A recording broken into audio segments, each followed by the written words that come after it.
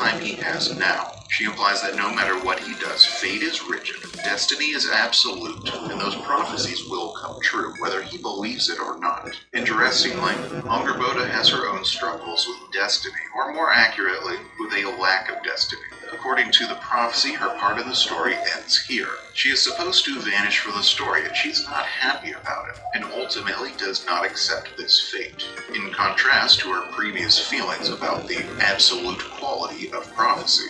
Kratos already saw the prophecy concerning his death at the end of the previous game, and he gets a new prophecy in Ragnarok, with some really interesting additional commentary. Kratos meets the Norns, who are basically Norse mythology's version of oracles. The Norns tell Kratos that he will kill the Norse god Heimdall to protect his son, then start Ragnarok and then be killed himself. However, the Norns define destiny in a very different way than it is described in most stories. They say, there is no destiny, there is no grand design, no script, only the choices you make. That your choices are so predictable merely makes us seem prescient. The reason the Norns can predict the choices people will make is because they understand those people's natures. It's not destiny or fate by the usual definition, as some kind of binding script from which you cannot deviate, but instead destiny by choice. Destiny determined by the choices you are most likely to make. And those choices are determined by your nature. I'd like to insert here the folktale about the scorpion and the frog. In this folktale, a scorpion asks a frog to carry him across a river. The frog says, "No way. If I carry you, you'll sting me because you're a scorpion." And that's what scorpions do. The scorpion says, "No, man, I would never sting you while you're carrying me across the river. If I did sting you then, you would die, and then I would drown in the river." This makes sense to the frog, so he starts carrying the scorpion across the river on his back. Halfway across the river, the scorpion stings the frog. As he dies, the frog asks the scorpion, "Why did you do that?" The scorpion says, "I'm a scorpion, bro. It is in my nature to sting. I cannot do anything else." Then the frog dies, and the scorpion sinks into the river and drowns. That folktale is a story about nature, and how difficult it is to overcome your nature, even when facing the consequence of self-destruction. That scorpion in the story wasn't destined to drown in that river, but he could not overcome his nature as a killer to make a better choice. This is what the Norns are saying. Kratos' nature is such that he will make the choice to kill Heimdall. Then his choices will lead him to Ragnarok, and then his choices will lead him to his death. The only thing that can save Kratos' life is if he can overcome his nature and make a different choice. Greek and Norse mythology both are full of stories about prophecy, about how characters who try to defy prophecy end up fulfilling it anyway.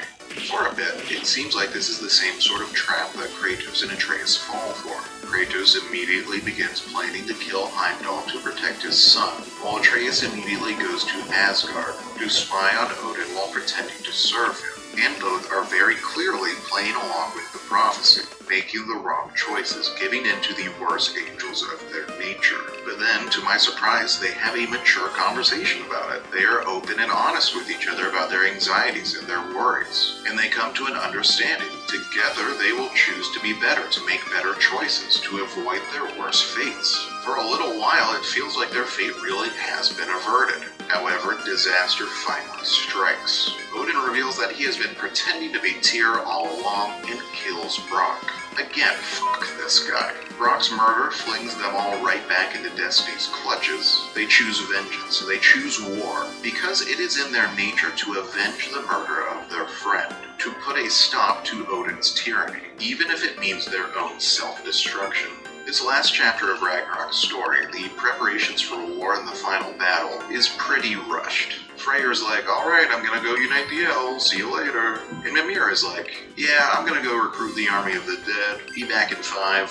Then half an hour later, they're both back and have already accomplished both of those seemingly impossible tasks. And to be honest, I think a few other sections of the plot feel pretty rushed too. I think the developers tried to cram a bit too much into this game. There's so much story here. I really think it probably should have been divided into 2 different games. games. But back to the analysis. Kratos and Atreus part in the preparation for war is to recruit need a very bulky Surtur, game. a primordial fire giant who is prophesied to destroy Asgard. Surtur's time in the game is pretty short, but very important. Yes, Because through his choices we see how prophecy can simultaneously be fulfilled and subverted.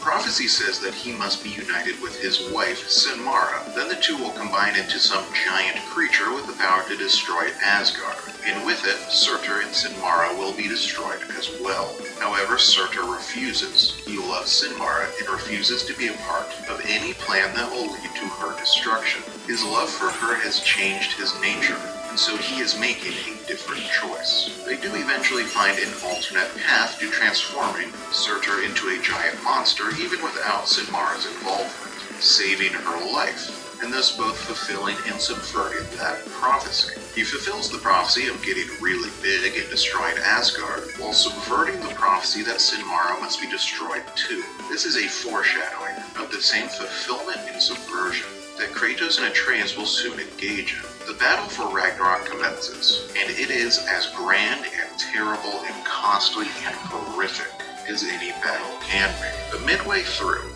Atreus realizes that Odin is using innocent lives as a barrier, and proceeding with Ragnarok as prophesied will mean the death of those innocents. He tries to close his heart to their suffering, the same way his father closed his heart to the suffering of innocents during his destruction of Greece all those years ago. Kratos realizes what's happening, can see that Atreus' nature is changing. Atreus' nature is compassionate and empathetic, and he is shutting that part of his nature off. And Kratos tells him no.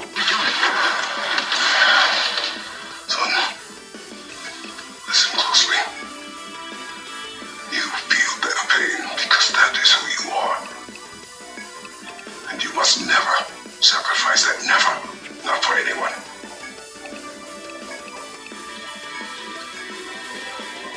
I was wrong, Atreus. I was wrong. These guys are so tough, or strong. Open your heart to their suffering. That does your mother's wish. And mine as well.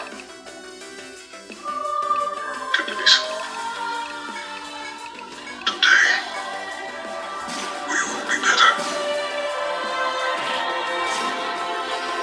This is Kratos' final moment of major character growth, when he finally realizes that, even in battle, even when pursuing revenge, compassion is not a weakness. Empathy is not a weakness. They don't have to destroy all of Asgard. They don't have to destroy all the Asgardians. They don't have to destroy the entire Norse pantheon. They only need to destroy one man, the one evil god who is responsible for all of this, the one evil god who deserves it. With compassion, empathy, diplomacy, and strength, they can fulfill the prophecy of destroying Odin while subverting the prophecy of the destruction of the Nine Realms. In this moment, Kratos' love for his son has changed his nature, allowed him to make a new choice. In some ways, the final confrontation feels a bit trivial. The grand climactic moment of the story is not the battle, it's that moment when Kratos chooses justice over vengeance. And by the fight with Odin, that moment has already passed. The rest is just falling action. Odin is an example of a character completely incapable of changing his nature. It is impossible for him to ever make a new choice, because he can never be anything other than himself, and he is predictably destroyed for it. Meanwhile, in the final scene, we get a glimpse of the new path Kratos has forged for himself with his choices. A future version of himself who is a builder god, a beloved god, a god of peace. The final theme of God of War Ragnarok is this: changing your fate is as simple and sometimes as impossible as making a different choice. Sofna, Afra, Tesu, Sofna, Ethan, Sofna.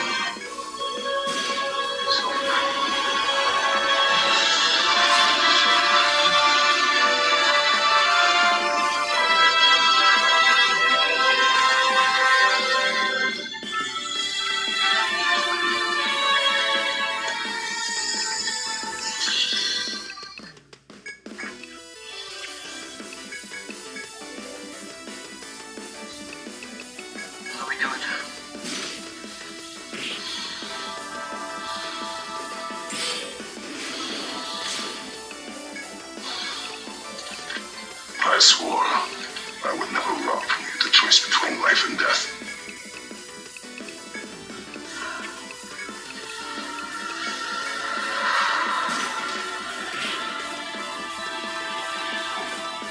I have waited so long for this moment.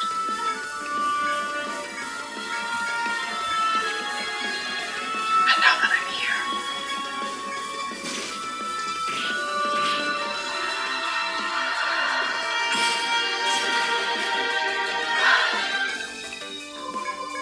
I don't need this to be real. He stopped his madness. That's all that matters.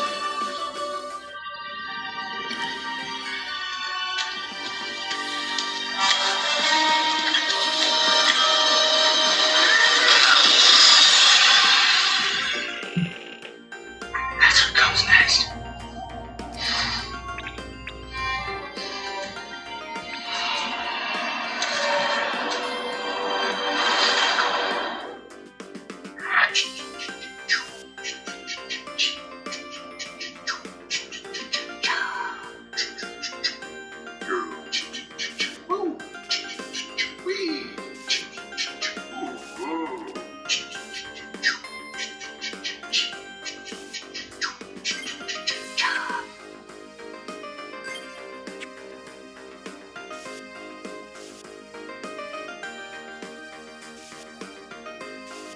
I will kill you.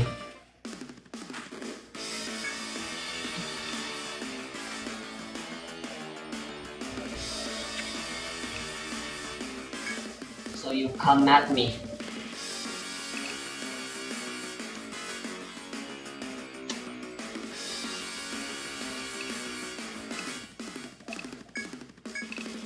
I will show you pain.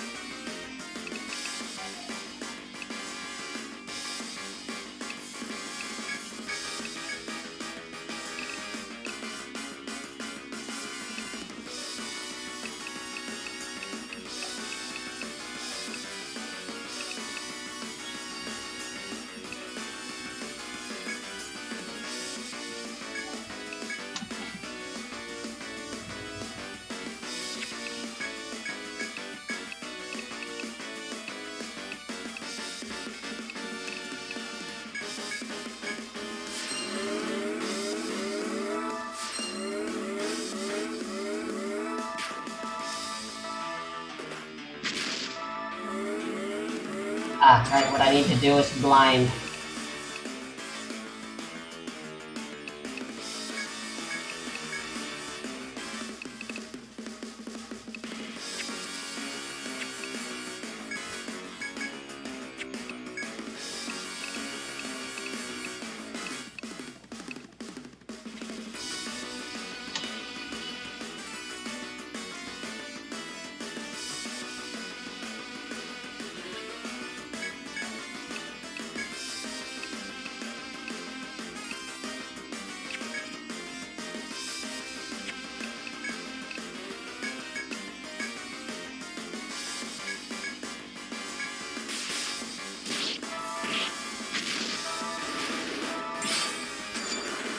Fuck.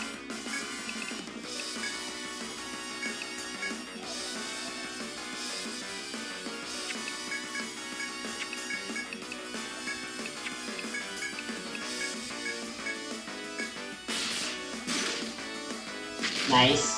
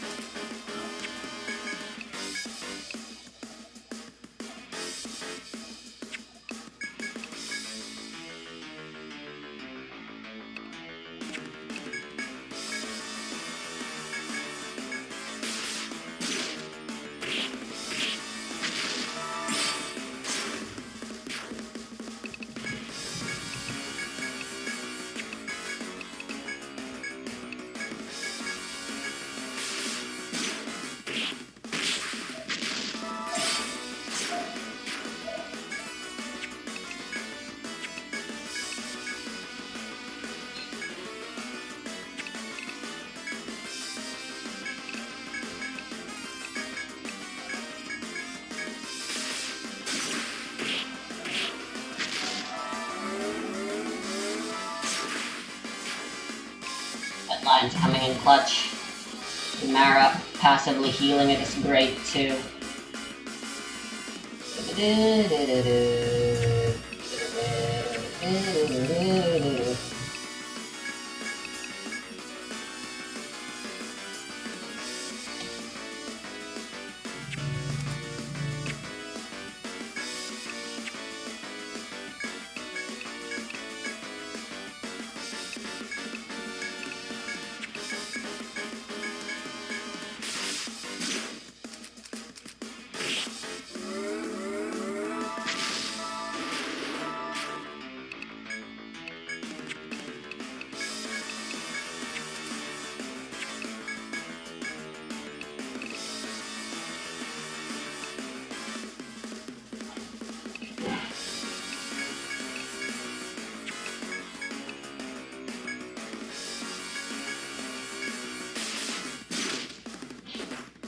No! Lion, you failed.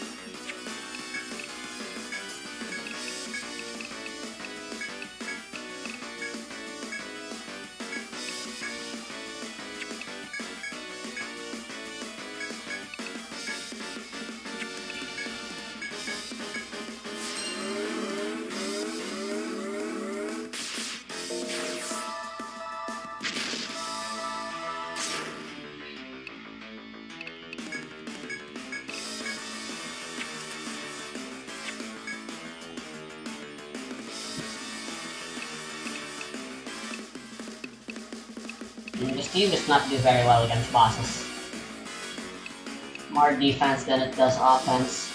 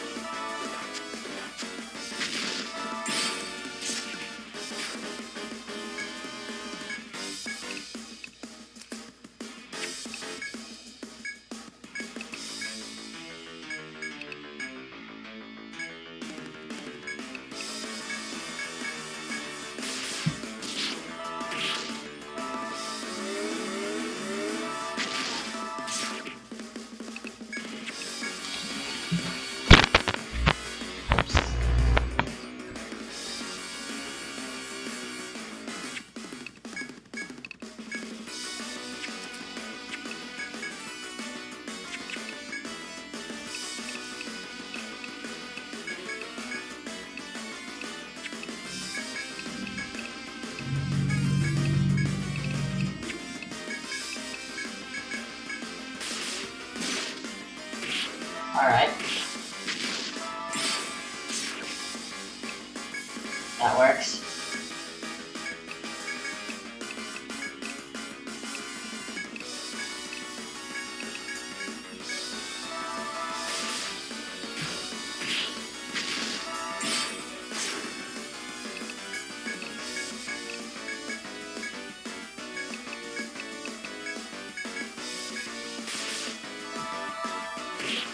Woo!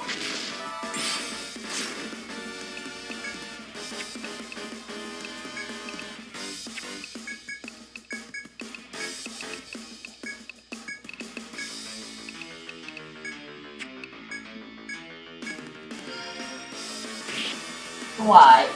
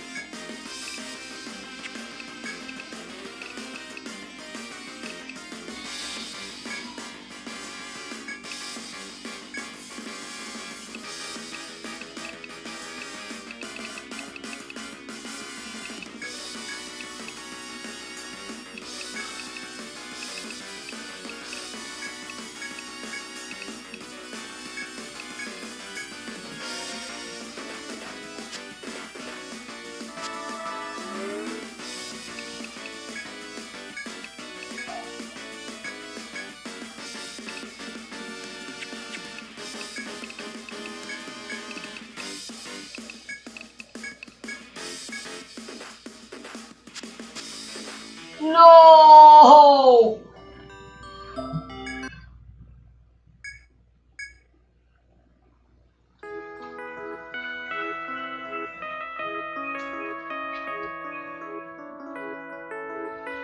Character who is a basically perfect role model. If done right, and Mimir is definitely done very right, that can be good writing. But in a discussion of Mimir's character, the two-dimensional nature of that character needs to be mentioned. Let's move on to God of War Ragnarok and see how Mimir's character changes there, because there have been some definite improvements to the writing of his character. For most of Ragnarok, Mimir serves a very similar role to the one he played in God of War 4. He's clever and charming, he provides a lot of guidance, both practical and moral. By the start of the game, he has pretty clearly become Kratos' closest friend and confidant, someone Kratos trusts, someone Kratos listens to and whose counsel he values, which is really sweet.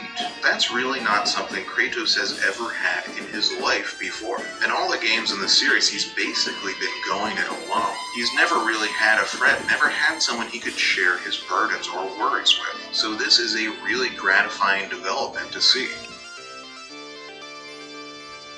What are you thinking, brother?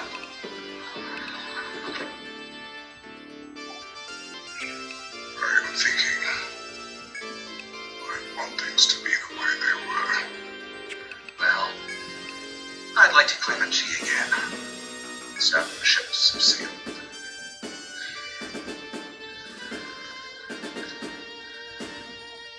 I just wish Atreus were not so restless. I care only for his safety. I know, brother. But holding him too tight won't keep him out of danger. The lad's determined to make a few mistakes of his own. I hate to say it, I think Tyr might be one of them. I've never seen a man broken so completely. His pain is fresh. Expect too much. Aye, perhaps.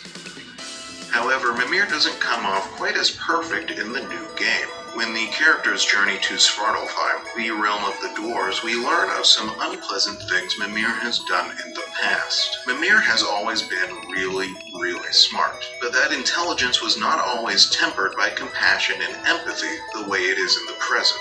In Mimir's past, we can see what can happen when someone chooses to do things the purely logical and smart way, without giving any consideration to compassion. I'd like to talk a little bit about the relationship between empathy and rationality here. One of my all-time favorite books is Cat's Cradle by Kurt Vonnegut. In that book, there's this scientist named Felix Honecker. Felix Honecker is the most brilliant scientist of his day, a true genius. His inventions changed the world. The thing is, though, that Felix Honecker doesn't seem to have any compassion or empathy for anyone. He barely even comes off as human. He's like Spock or Data, pure rationality. He never gives any thought to how his inventions might affect other people. He just invents. Ultimately, one of his inventions destroys the entire world. And it's a pretty clear metaphor for the development of nuclear weapons. Felix Honecker is an example of a character whose rationality and brilliance is not tempered by compassion or empathy. Mimir in the past is another such example. So, once upon a time, Mimir was Odin's advisor.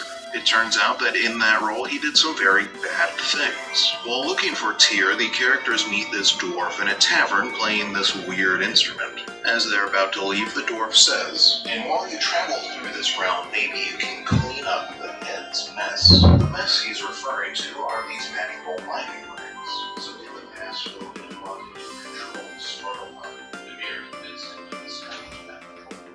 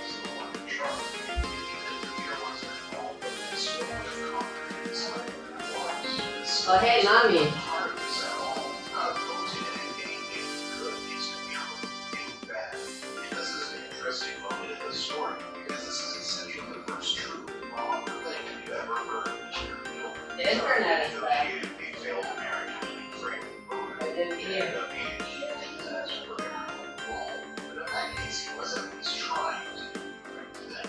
Because that marriage he was trying to make or trying to create conflicts. The choice to reveal something this troubling about Mimir's past is a really intentional one by the writers. Before this side quest, Mimir was basically perfect. After this side quest, he feels much more like a flawed, nuanced, and complicated character, which is good writing. In the present, Mimir is a character who is guided by empathy. And because of that, he wants to rectify his past mistakes, to help in any way he can. In pursuit of this, they destroy the mining rigs, therefore helping the dwarves. However, some mistakes are permanent. Some mistakes cannot be made right. Some mistakes cannot be undone, as we see in this next side quest. Mimir committed one more sin in his past that we need to cover. This colossal and incredible aquatic beast is the Lingbacher. Mimir captured and enslaved this creature to impress Odin, and so that its oil can be harvested and used to fuel Odin's lamps. The oil harvesting process is a violent one, where the creature, while alive and fully conscious, has parts of its body carved away so miners can get to the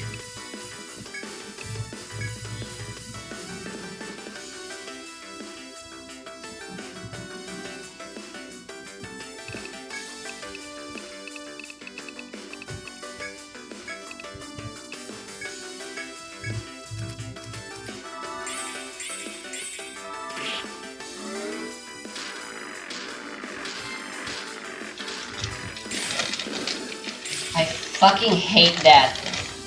Why the hell is their accuracy on that ability so fucking high? Binding anything incapacitates you so much. Binding legs prevents escape from you, which is like the worst. Literally just the worst. It forces a confrontation. That's their fault. They're going to die. I had a choice to not let them die, but they chose not to let it be.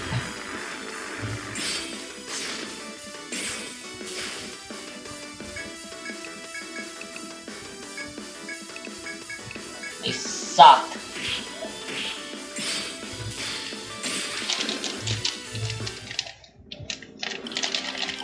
These instructions for mining the Lingbacher remind miners to always wear earplugs, presumably so they can drown out the creature's cries of pain, which is pretty morbid. Because of Mimir, this Lingbacher was enslaved and tortured for probably hundreds of years. Mimir does make it clear that he feels really bad about it. Kratos seems especially disappointed after this one. During the mining rig side quest, Kratos tries to comfort Mimir about his mistakes, but during this one, Kratos does no such thing. He and Mimir have a very interesting exchange, unique among all their interactions through both games. Kratos is more critical of Mimir here than anywhere else in either game. What is this? A Lundbacher. I captured it 3 years ago. Well, Yes. I bought it in imaginative and eye-catching way to earn its favour. good word. And it's it. This creature enslaved it. Aye. Then why? Because I was young and stupid. And I didn't know what it was like being chained in one place for years at a time, with nothing to occupy your mind but pain. You're angry with me, aren't you, brother? I remember the feeling of a yoke around my neck. That she was like another. Why enslave the creature? It's bad as a source of oil. For Odin's land. Oil. Or magnets. Oh wow, the death rate is very high. Whatever loathing or nothing to what I've said to myself. Never spoke of this creature. That surprised you? That an old man would be ashamed of the mistakes he's made. I thought, I'd hoped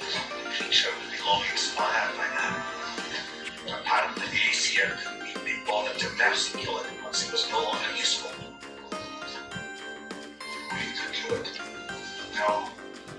Not when we can save it. We will still save this broken creature. I know what is a mere person like this.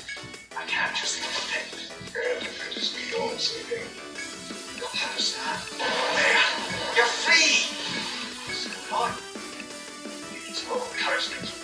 You can get me closer to its eye for a face-to-face bond. To rectify his mistake, Mimir guides Kratos and Atreus towards freeing the Lingbacher. However, even after destroying its bonds, the Lingbacher doesn't flee.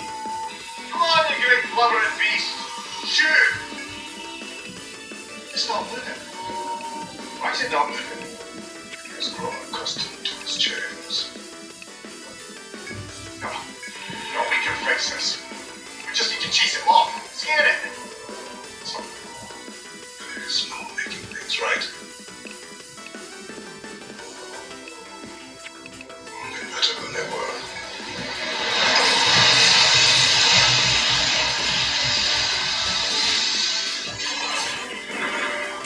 What's the light glowing on his face? I can feel it. I can provide some comfort. That's not enough. So it is.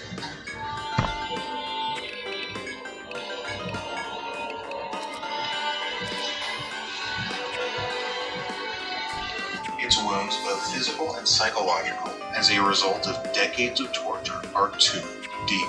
This creature, even if physically free, will never psychologically be free of its time in captivity again. Its wounds will always be a part of it. This is a mistake that Mimir cannot undo.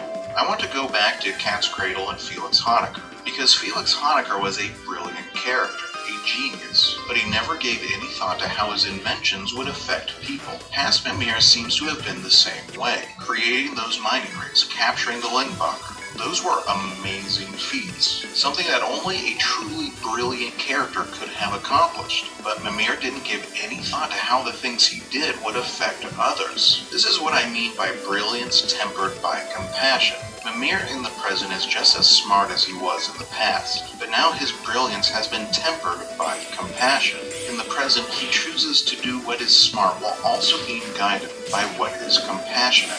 There are these hyper-logical, discompassionate characters that get popular every now and then among certain audiences. Think of Spock from Star Trek, the half-human, half-Vulcan who has chosen to cut off all his human emotions to live a life ruled solely by logic. Or Rick from Rick and Morty, who is a total genius who doesn't care what anyone else thinks, but is also a total asshole who just doesn't care about anyone. Sometimes people get attached to these kinds of characters. They say, that's my ideal. We would be so much better off if we could just stop letting our feelings affect our decisions. If we could just stop caring. Let cold facts and logic dictate all our decisions regardless of how it makes anyone feel. I think Mimir's character is an interesting response to that ideal, because Mimir is probably as smart as those characters. Within the world of God of War, Mimir is the smartest character alive, supposedly. He is the Spock or Rick of his world. And yet, unlike them, in the present, his genius is tempered by his compassion.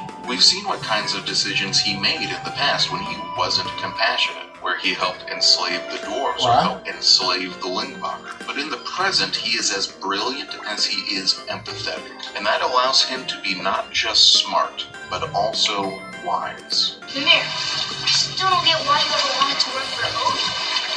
Back then, I was young enough to still be ambitious. These here gods were as powerful a forces I'd come across, but they clearly lacked for strategy, focus, and sage counsel. All this could I faithfully provide. And so, a stranger from a far-off island found himself with Odin's ear, trusted as he trusted no one but himself. And with that kind of power, laddie, I must confess, I have purpose. Yeah, but he's Odin. Never claimed to be perfect, laddie, only clever. Not so clever by half. So what'd you do to get Odin so mad at you? Well, for a long time my job was to enable Odin. I was fucking excellent at it. Gradually, as I grew more to care about people and the world, my job became to contain him, to protect him from himself. By serving peace, I served his interests as well, that's the truth. but he saw it as disloyalty. No longer trusting my motives but not wishing to part with my brain or tongue, he bound me to a tree and adopted a new pastime of casual torture. Oh, I'm glad we came along to cut off your head. Aye, lad. Looking right where I was.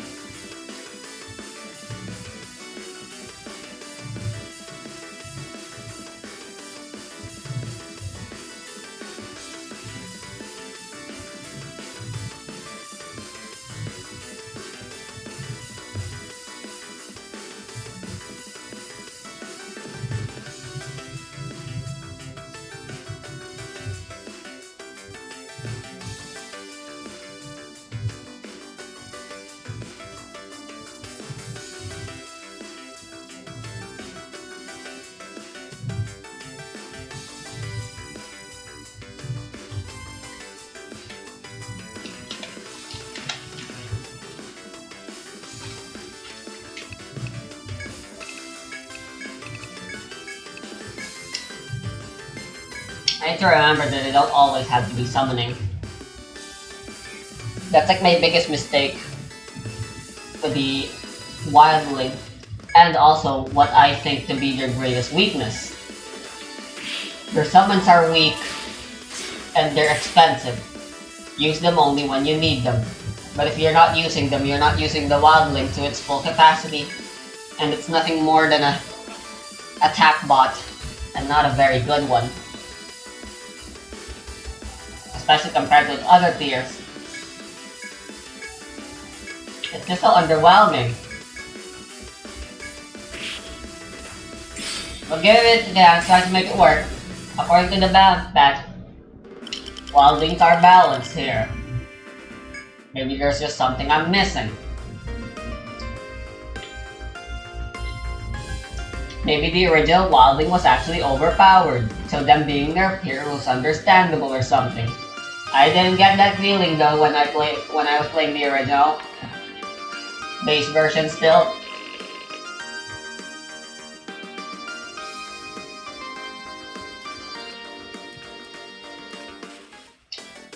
Although I can't see myself in the map, I can make a good guess.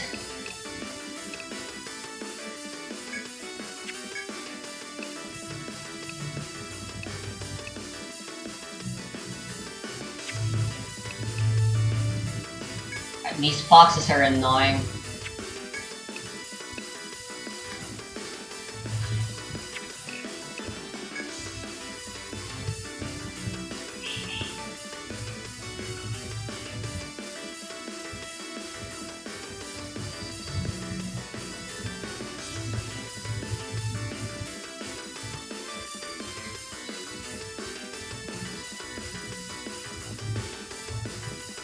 Ragnarok contains a lot of inspiring stories about characters growing and becoming better. Kratos learns to choose justice over vengeance. Atreus learns to embrace the compassionate and empathetic parts of his nature to subvert prophecy. Freya learns to set aside her mindless quest for vengeance and instead fight to create something better. Thor learns to resist his tyrannical father's will and rededicate himself to his family. These stories are inspiring because they speak to a human capacity to grow, to learn. We are, all of us, every single one of us, flawed. There is something about you that you don't like, something you wish you didn't feel, something you wish you didn't think, something you wish you didn't do. These These kinds of stories inspire us because we know we can't stop feeling that way. We could break out of that destructive cycle of thought. We could make a different choice and do something better. But as inspiring as those positive stories are, the story arc from Ragnarok that has stuck with me, the one I can't stop thinking about, the one that feels really meaningful and artful, is Sindri's. Sindri, the funny comedic relief dwarf character who becomes the wretched and wrathful destroyer of Odin. It's a storyline that is as fascinating as it is unexpected. It's really, really interesting, because Sindri's story moves in the opposite direction from all those other ones. Its story speaks to that frightening human capacity to fall, to break, to feel worse tomorrow than we do today, to make an uglier decision tomorrow than the ones we made today, to be worse. So let's start with the 2018 God of War, where Sindri was first introduced. In that game, Sindri is only a minor character. Another dwarf. Should you know? If I'll be bound, so will you. He's pretty silly and funny, makes for good comedic relief.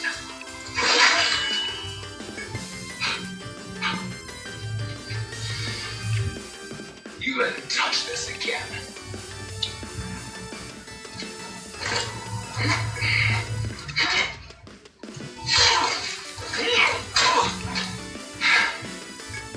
Come on, then.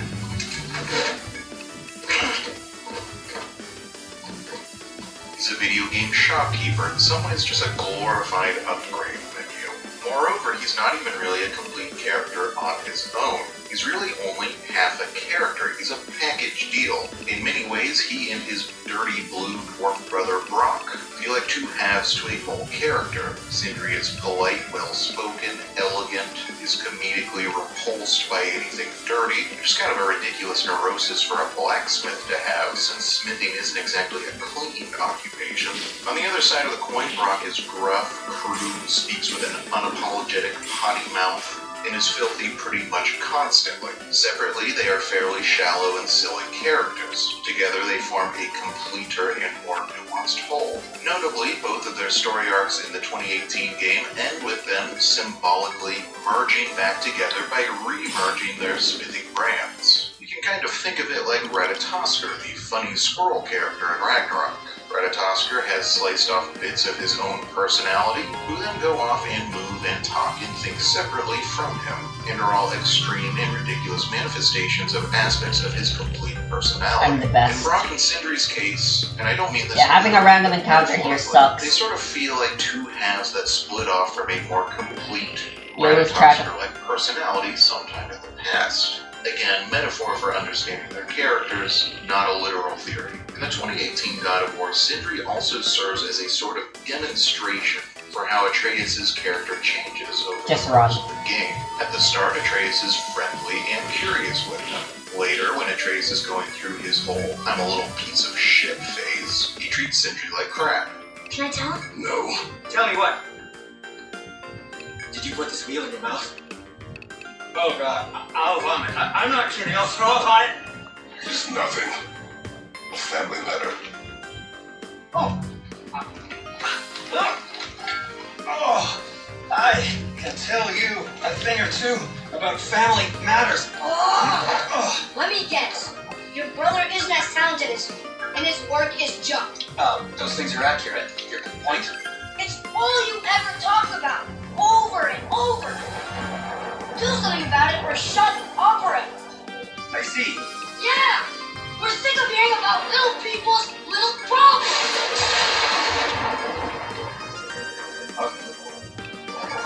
Right? I've heard a little. Let's have a look at your gear. Then at the end, when he's being better, he apologizes for it. Sindri isn't so much a character in these scenes as he is a kind of springboard for Atreus' character to bounce off of in different ways, as his own character changes. Beyond all that, there was something that always bothered me about Sindri in God of War 2018. Sindri gives a lot to Kratos and Atreus in that game. He gives out totally free upgrades for Kratos' weapons. wants. He gives them his other smithing services. He gives them information about Magni and Modi. He gives Atreus magical arrows. He even gives them the mistletoe that ultimately allows them to defeat Baldur, which is what sets all of Ragnarok in motion.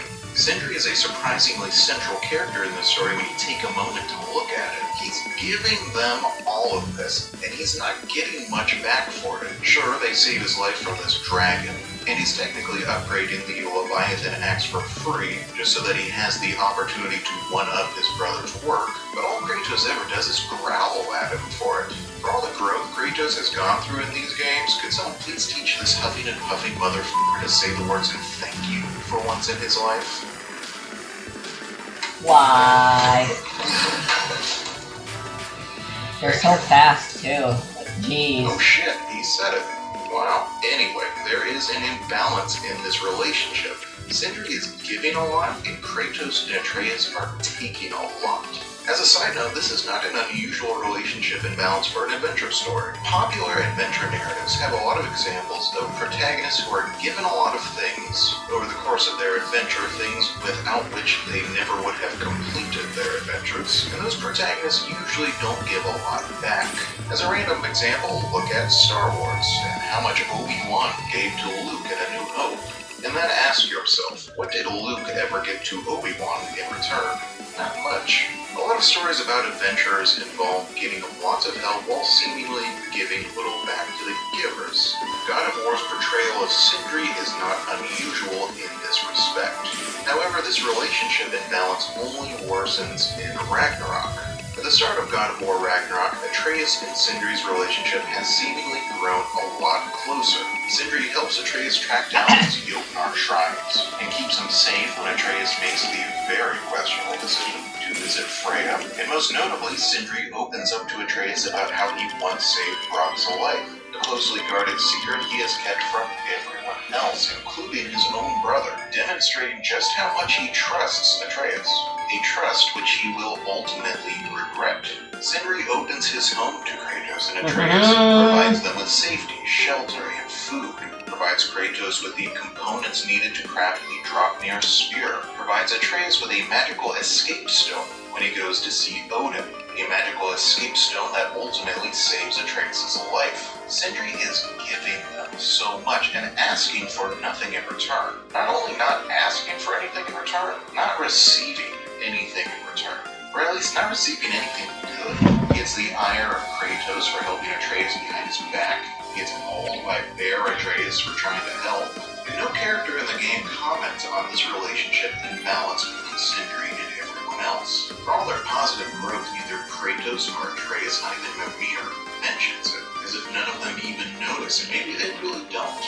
They treat Sindri like he's some bottomless bag of tricks, always ready to give up a new treasure, never needing to be replenished or compensated. Come in. Now, if you would just wipe your feet very thoroughly, I'll wait. You're not going to wipe your feet, are you? Okay then. Your entrance are there. The kitchen is just over there. Ready for a snack? Kratos? Snack? I need a snack. Bifrost is broken. Now that we've reconfigured these gateways to use Yggdrasil seeds, you won't need a travel table or a Bifrost land anymore. I also used it for light. Okay, good note. I'll figure something out, but first, let me show you how it works.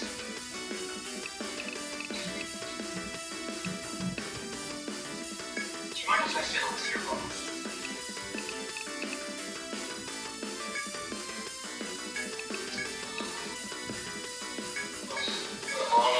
Replacement. Taking advantage of certain material structural sensitivity to sonic vibrations is something I've tried for quite some time now. Thanks for finally trying it. What's it gonna be this time? Patience. I find it's best to see these things all in action.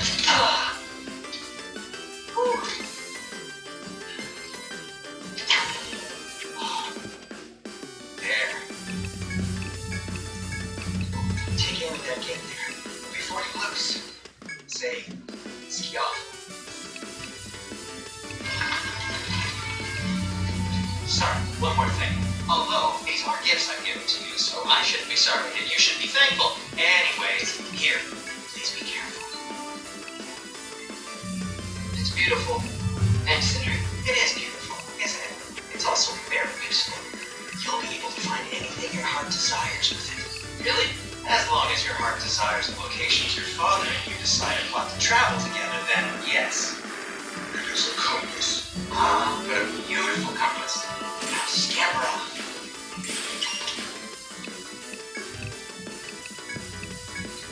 Got something else for you. Cinder! What is it? Since you're currently lacking a light source, and have no way of seeing exactly what untold wars lurk in the dark, these will help. Okay, back to your exploring now. Off with ya. Thanks, Cinder. Hey, wait, what do you mean by untold horrors? There's something I have to do with it. Oh, wait, I thought we were partners. We are, just... wasn't... Kalma ka? Oo.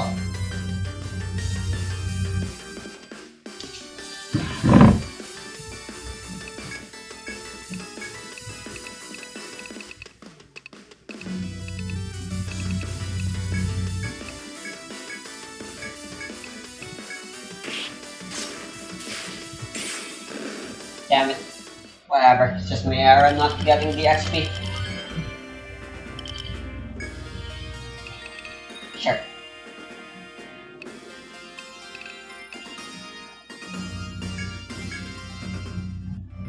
Those rats show up a lot.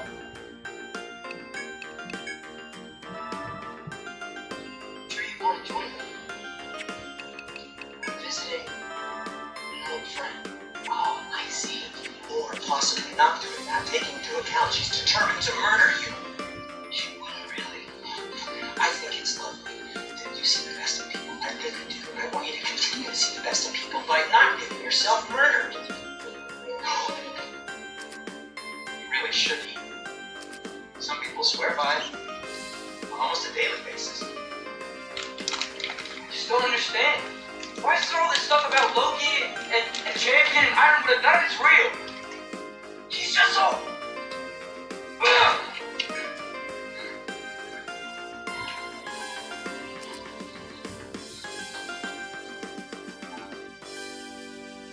One, two, three. Fuck, I wasn't paying attention. Oh! What if I give you the best advice you've heard all day? Two. Possibly never. Sleep. That's when all the troubles in your mind work themselves out. Sure. Sleep. Sounds good. I mean it. You too. Get out of here. Already gone. Sentry! Coming! Before you go traipsing off into the dawn, I thought you'd like to have...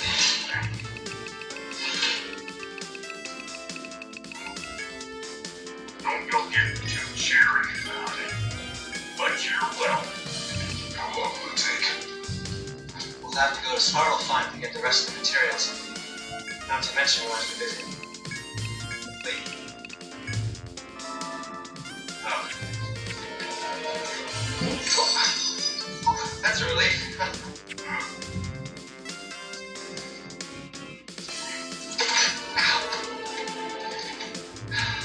Kratos? Whenever you're ready. Atreus mentions that he thinks of Sindri as an uncle, which is very sweet. I think Sindri does think of Atreus as family too, or at least as a very close friend. And sure, most people are willing to give a lot to family or friends or people they care about without expecting much in return, besides friendship, trust, and love. I don't think it necessarily would be right for Sindri to start demanding tangible goods in return for the things he does for the people he cares about. But with that said, Atreus and Kratos, as his friends, as his family, should want to do something in return, should express some kind of desire to balance out this relationship. And they don't. They never do.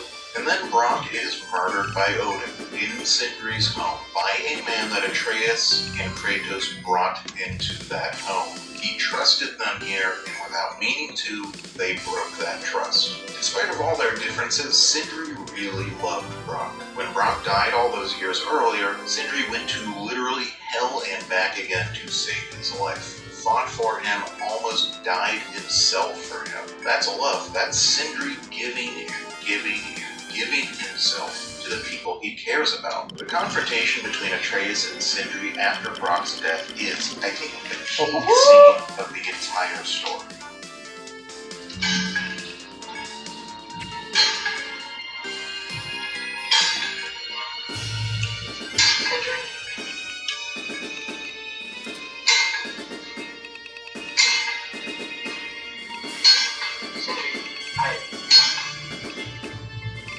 So sorry. No. No, I don't want to hear it. You don't know what sorry means.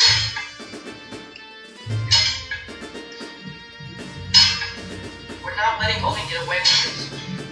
Would that be you invited into my home?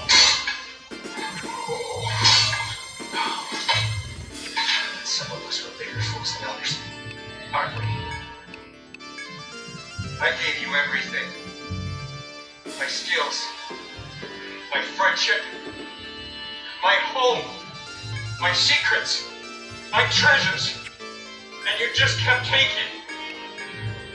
And now what have I got? Not even my family. You want sorry? This is what sorry looks like. What can we do?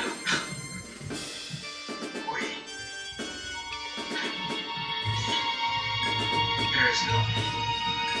There's only you. No matter what the cost. So what you can do is get the fuck out of my sight.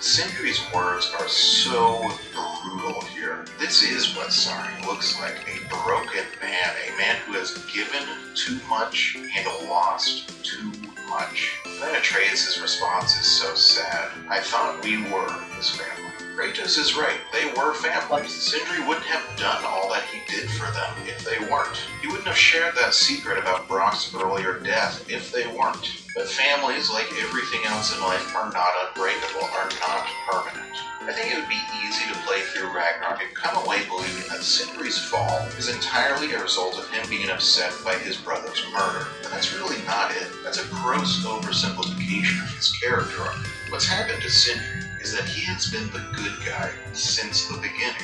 He has always chosen to be gracious and giving, to do the right thing over and over. And instead of being rewarded in any way, he's been punished again and again. I'm almost and in the next things floor. he cares about most stripped from him. It would have taken a very strong heart to stand up to all that. I don't think any other character in this story could have. This would be have careful. broken any of have done. It's not fair of Sindri to blame Atreus or Kratos for his brother's death. Like Kratos says, no one could have seen through Odin's disguise. And if Tyr really were alive and captive, it wouldn't have been right to leave him in that condition. Atreus chose to do the right thing to rescue him, and Sindri chose to do the right thing by taking them all in. And for that choice, Sindri lost everything, and Atreus did not. That is what really isn't fair. That's the real relationship imbalance, and there is no fixing it. After Brock's death, Sindri becomes a kind of character we've seen a lot of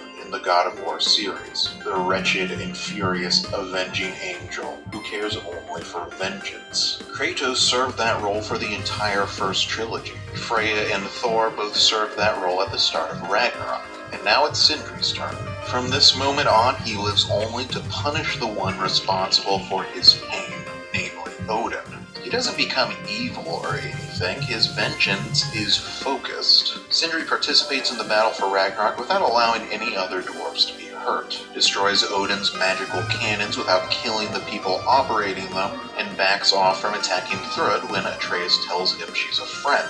This is not the kind of mindless violence that Kratos committed when he was in his violent rage phase. I've seen a lot of people justify Kratos' objectively evil actions in the original trilogy because Kratos was treated very unfairly over and over again in those games. But here we have Sindri being treated terribly too, and I don't think anyone would say that Sindri going on a Grease-sized murder spree would be justified here. But then again, no one wins when we play these suffering Olympics, so never mind.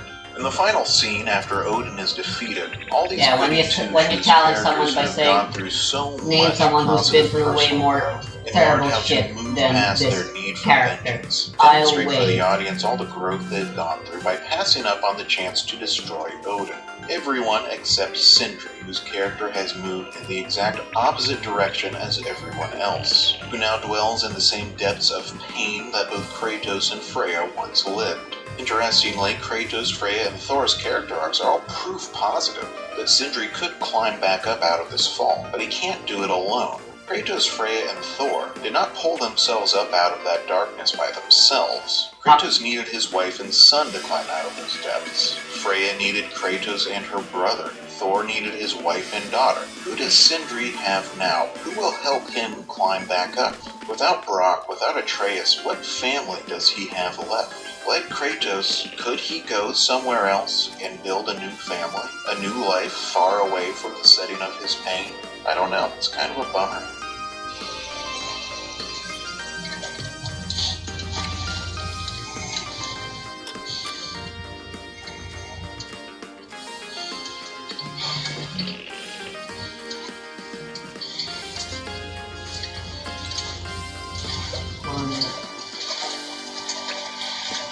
Two, three, complete.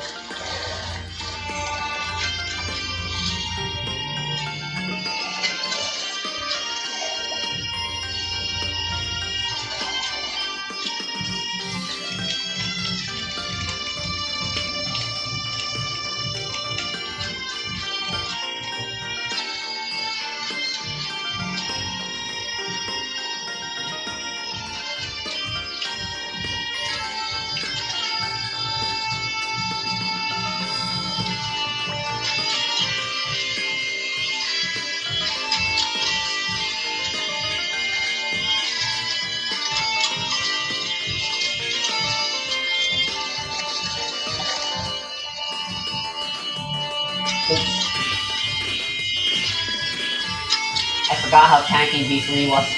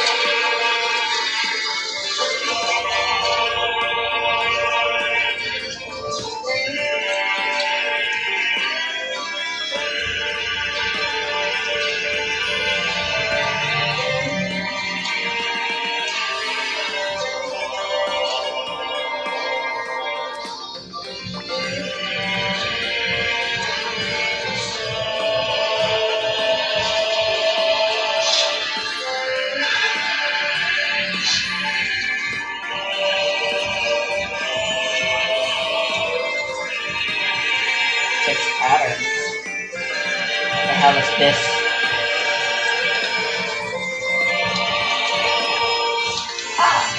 Mud tiles.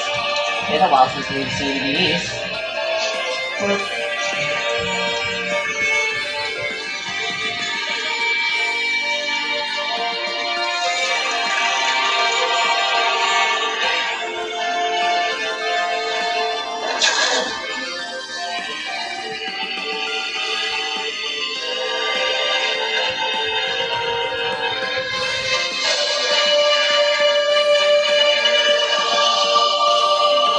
I was gonna say finally.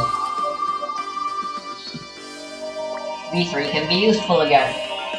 But then I remember that she's always useful. She's never not useful. The team has never not benefited from her being on the team.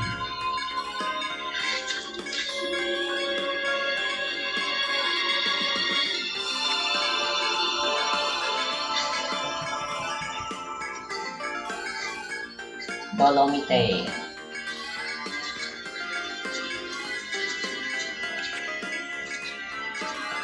Plenty of space, I'm in no rush.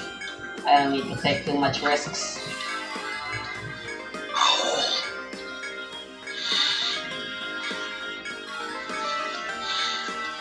What? Gets bigger. The more you take away.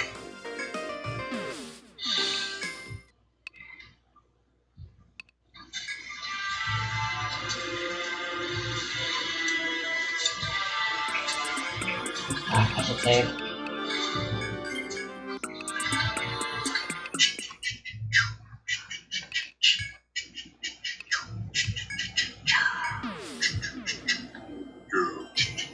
Why the frick is this his outro?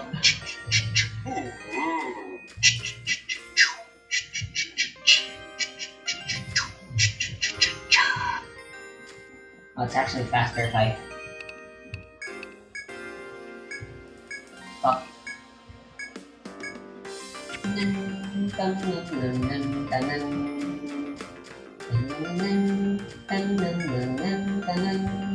This song is definitely not very traditional.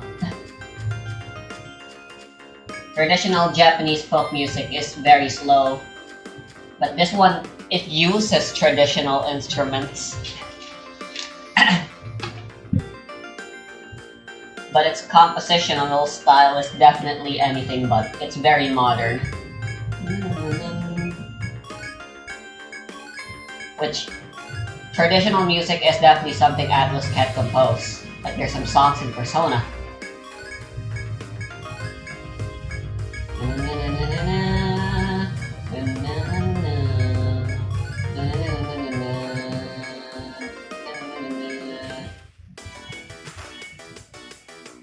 Ugh. Maybe if I brought Iosk and gave her the ability to reduce the chances of ambushes or something.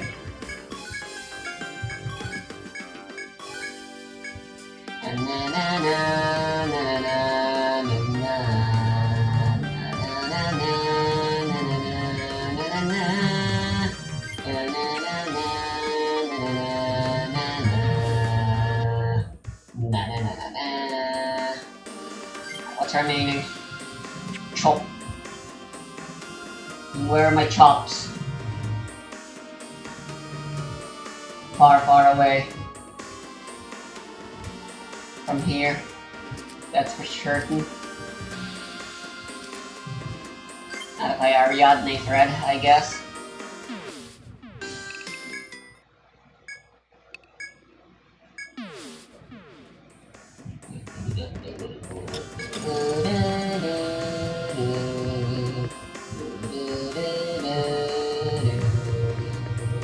Oops, I forgot about Nagash.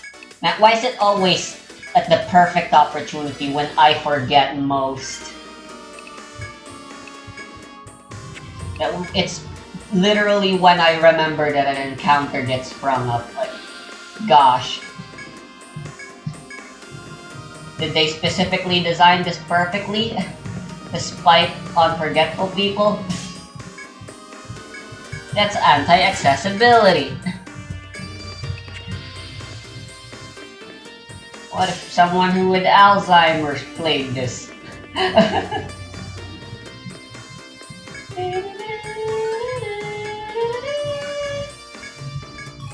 That's probably a joke in poor taste. I'm sorry. The chance is supposed to be 20%. It doesn't feel like it though.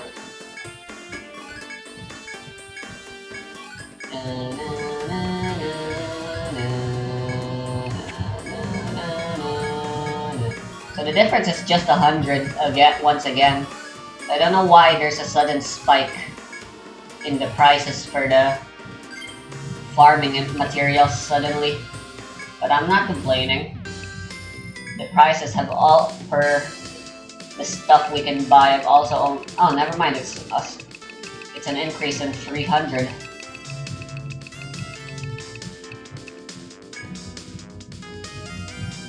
Definitely a lower percentage, although if you compare the differences, like when you went from the first to the second stratum, it was a double, but going from 100 to 200, that's a 2 times increase. But then it went from a 1.33 increase. Going from the 4th stratum to the 5th stratum, going from the 3rd to the 4th stratum wasn't exactly. It's actually more than double. It went from 300 to 700, so that's a 2.1616 or something repeating.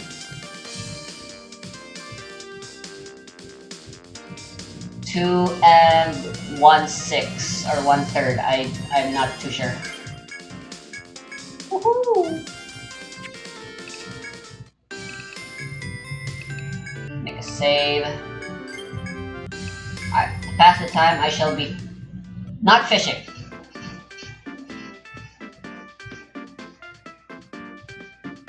Before I talk about I am actually instead going to go to the walkthrough and see what the next mission in the ocean quest is. I did the Dark Forest already, so Trade City of Dharma apparently. Salted meat and 4-mast. That could be expected. And then the steel plating. Those are the latest ones that we got.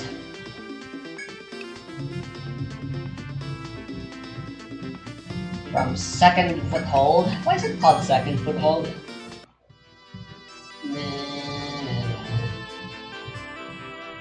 Go east.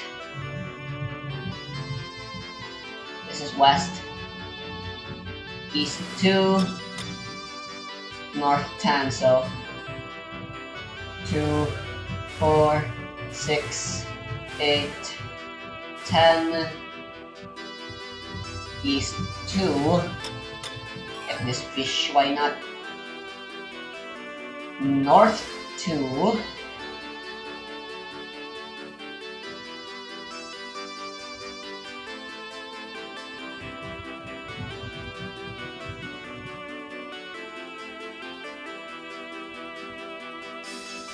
What the hell's this?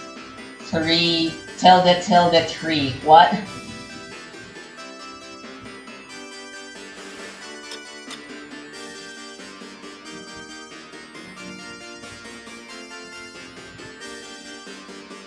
Well, there's only one way to go anyway, so... But I can't go 3.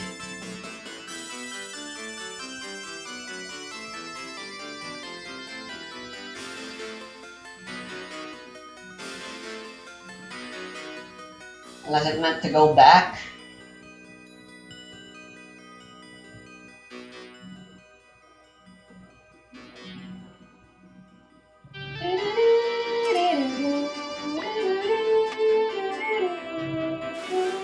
Oh, it's too late for me to go back now.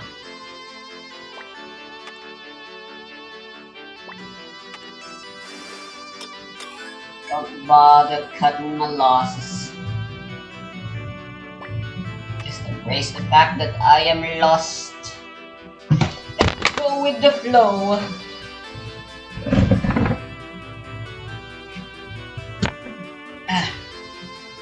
My balls were itchy, so I scratched them. But my hip was where my tablet was. And then it fell.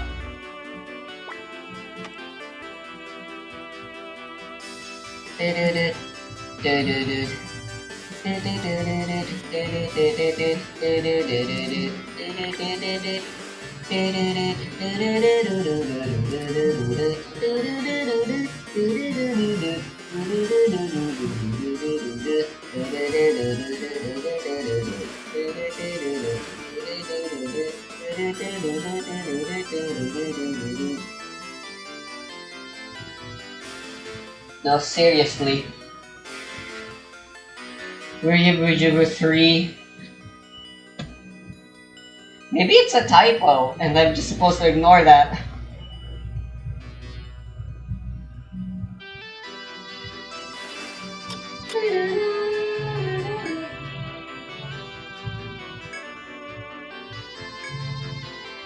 Ooh.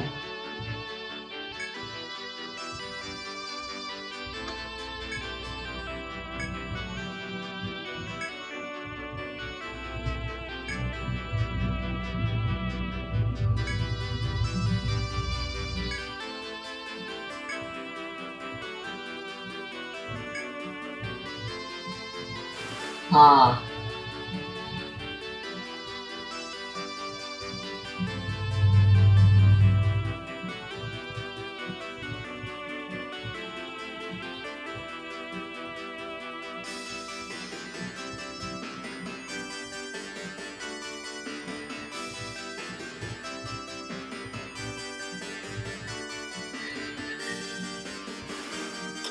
Wait, was that supposed to be new food I can take?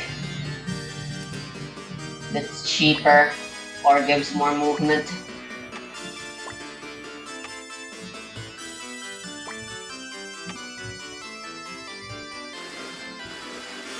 Oh. That's good to know.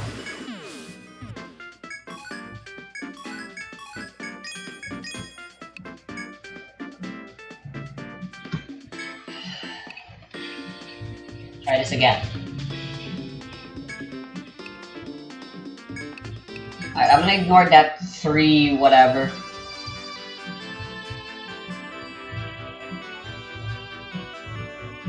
Oh wow, look at those fish.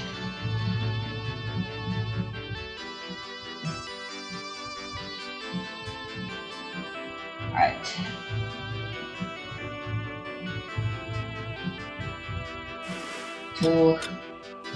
Two, 4, 6, 8, 10. 2,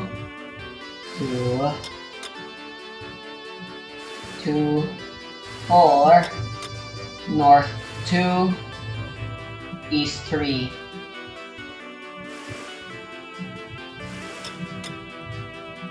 North to the island.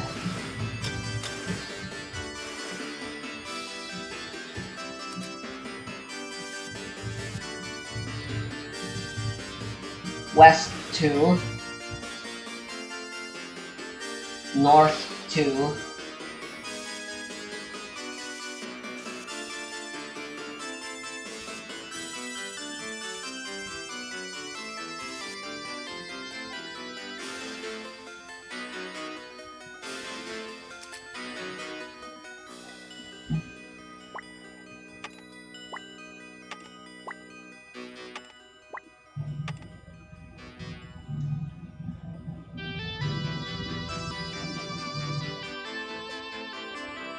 west 2, north, east to the pole. Hell yes! Potentially there might be still one more pole left to discover. But just this alone is magnificent.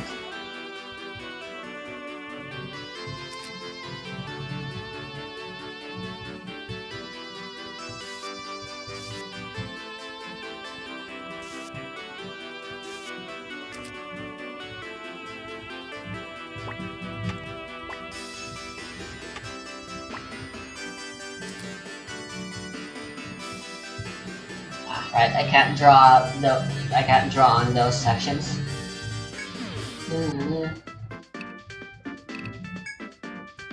Alright, now I must equip salted meat and steel plating.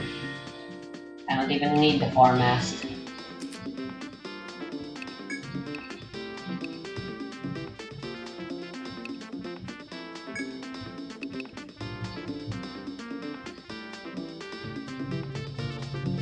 Set sail in the third foothold.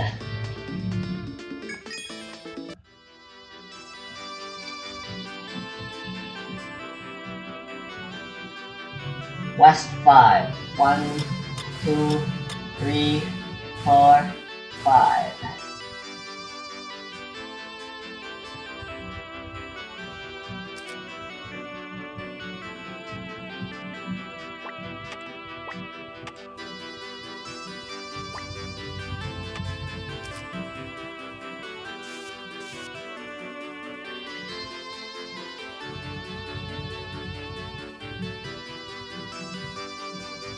North 1. West 2.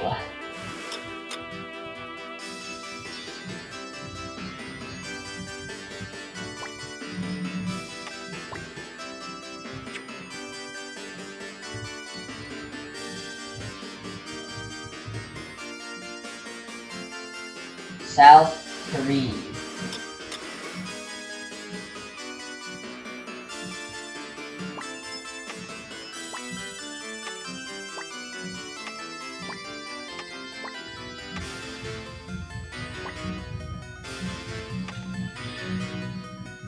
West 3.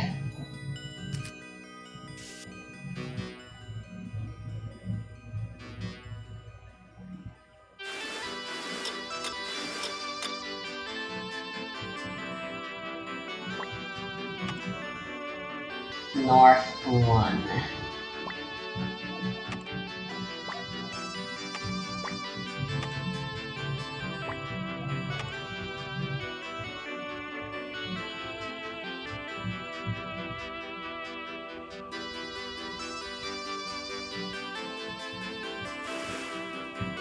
West 2.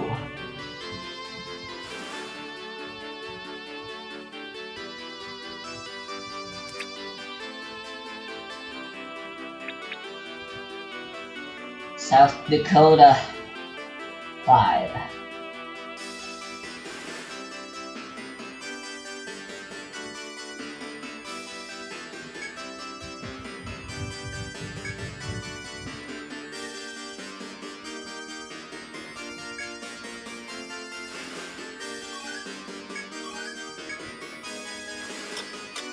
The fish here look mighty fine.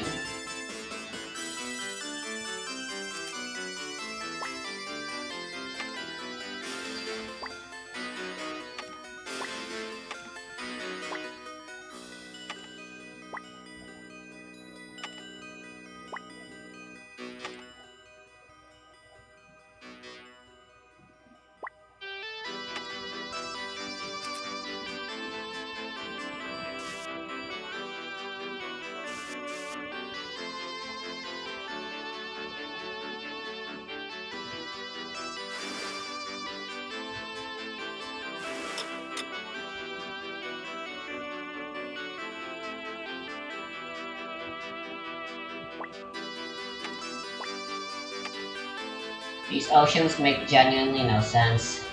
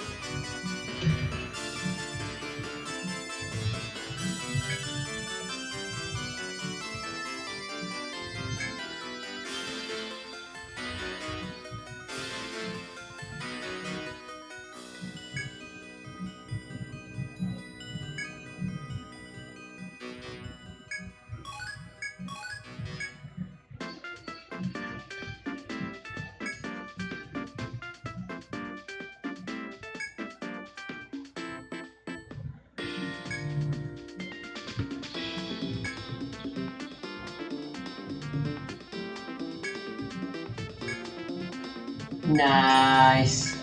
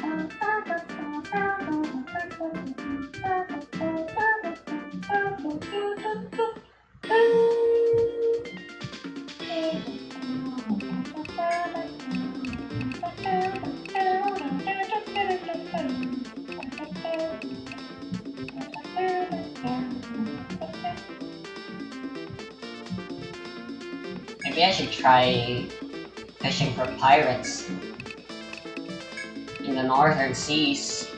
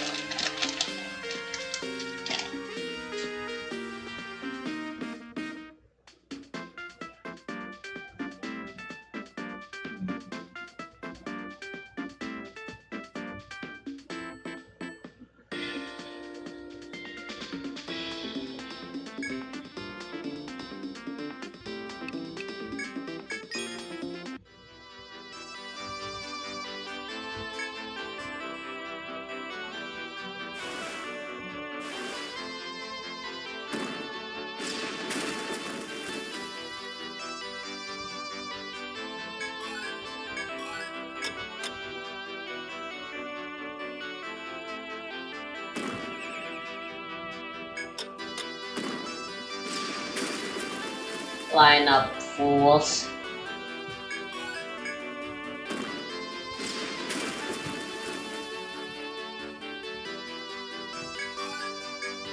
Can I shoot that?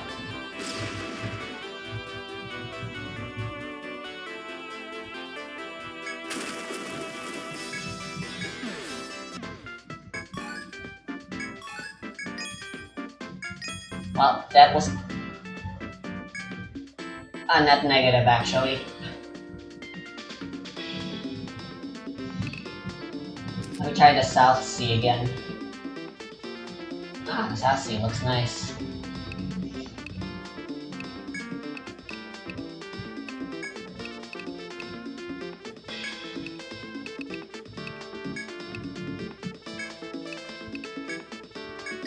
I discovered a new strategy.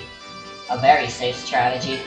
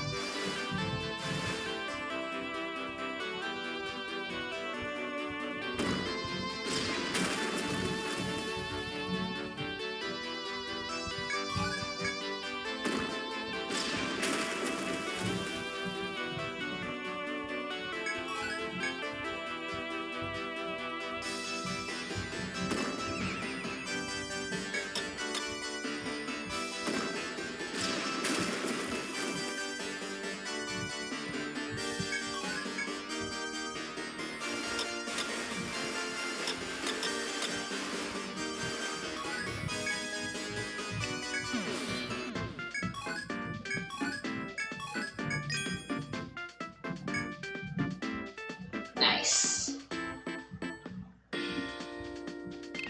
Right, the South Sea gives more, but the flag is also more expensive anyway, so... Yeah, this is such a terrible way of making money. I can also do some more oceanic quests. For now though, I want to focus on grinding again. Back to the grind, I'm trying to get 200k. Equip my entire party with it. I'll be right back. Before I talk about Freya, I want to talk a little bit about how power is portrayed in the God of War series, particularly in the original trilogy. And it's pretty straightforward. In God of War, power is measured basically always by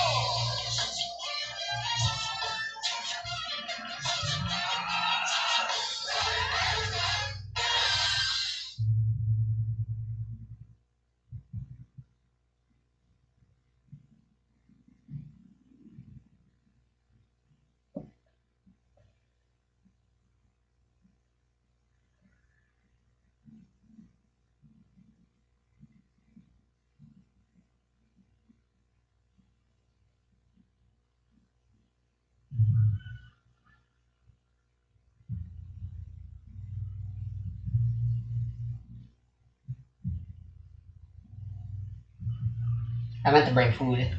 Whatever. Who needs food? This controller doesn't know when to quit! Now, you may think these professional controllers are more of a modern trend, though you'd be surprised to see how much they popped up back in the day. It is nice how Serious shit. perfectly designed the dungeons are and their harvest. The Proline trackball for Atari 2600 For the and floors. 5200. Yeah, the A bit of trackball is kindness experts. About those early the game generations, gives you banging straight out of the arcade. in a game that is typically nothing but cruel and unfair and unforgiving and indifferent towards you. Which only makes sense. That's as a lot of OSR players, they like their dungeons that way. It's they like to say it's realistic. This was dubbed the Whether or not Atari being Worldline cruel, joystick. a world being cruel is realistic doesn't really matter to me. What does matter is that it's difficult and it's fun. A lot of fun. Undoubtedly a lot of fun. Serious about their purchases. I mean, which one would you buy? Meh. It's pretty silly looking back at controllers from this era. Fortunately, Eureka is not built for combat. I want only the best quality controllers to play my games. Turn Pro was entirely a marketing gimmick with these. Just just to make me feel better about the choices that led me here. Though with the Nintendo Entertainment System, professional-oriented controllers there made a bit more sense. Of course, the standard Damn, only gamepad three. did the job, but I didn't want to do a job, I want to get the NES Advantage. This behemoth promises the professional feel of real arcade play right on the box. Such a high damn standard. That is urine. Well, I don't think this controller is anywhere close to actual arcade quality. It's a fun one to use, it has its place. Though it does open a whole new can of worms with what's considered a pro feature. We have turbo buttons included, which replace the need to mash A or B repeatedly. You can just hold these instead and fire to your heart's content. You are sterile. Wow, They were you're nice to using have the back turbo buttons then. instead of mashing? Doesn't seem like a very professional thing to do. Nowadays, but turbo it's just buttons are interesting kinda- to me when pro controllers I'd say make more or less a games legacy way feature easier. nowadays. It almost seems like something that would be more suited for newcomers, yet they're for the experts. And you know what else the experts like? That's right, I don't know what they like. The slow-mo feature. It just pauses and unpauses the game.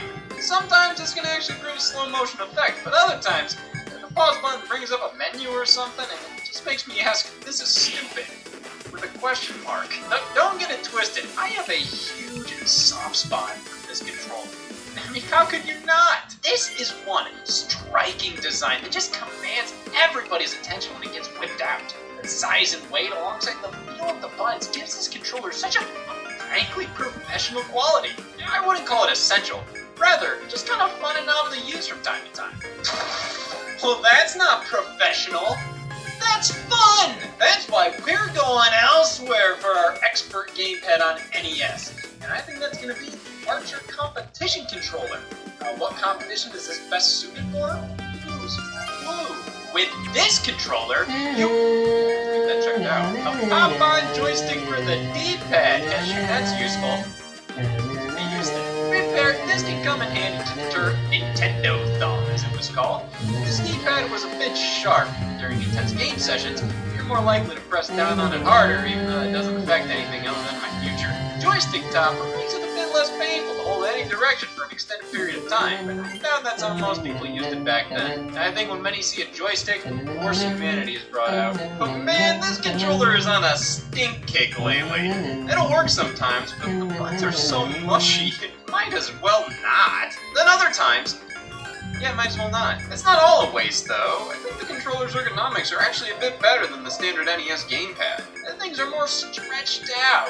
I knew it was pronounced Dolomite, and now I got confirmation. Because us professionals, we It's a Japanese ore of some kind. got some switches to That's enable what different Dolomite levels from to JoJo control Lin was the button. named after. Which is good, because you ever have that game where you want to have a little bit Dolomite of turbo on had the the B button, stand hold the turbo on the that was A. supposed to Well, it be- happened again! Well, this was Blue a Hawaii, I believe it was consistent called. feature on these things. It was Just check out JoJo Lin's SNES version of Super Highway Advantage. Star. Holy moly, there's like more than 11! All in a design meant Can to you be imagine what kind of actual name they'd Super give it Nintendo for console. localization?